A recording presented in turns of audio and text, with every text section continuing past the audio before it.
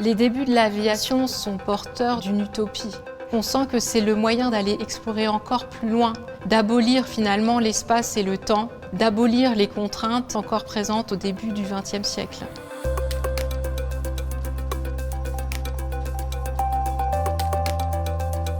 On explore la période de 1919 à 1939 et l'objet de l'exposition est de voir de quelle manière l'aéronautique a contribué à changer la société de ces années-là. On aborde les débuts de l'aviation commerciale, l'émergence de la figure de l'aviateur et aussi des aviatrices, l'art de voyager dans les années 1930.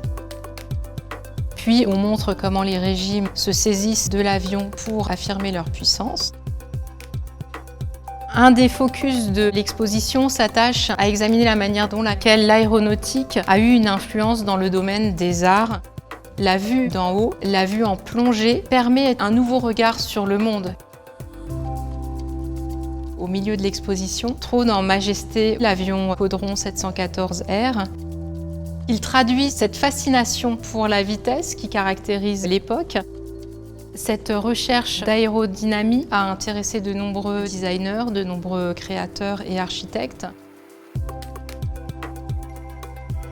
Dans les années 30, les performances physiques des aviateurs sont associées à des qualités morales. On voit dans la littérature, dans les films, que le pilote est non seulement la personne qui va au-delà de ses capacités physiques, mais qui fait aussi preuve d'un courage et d'une abnégation exemplaire.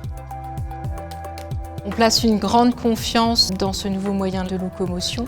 Tous les observateurs sont persuadés de sa vision pacificatrice.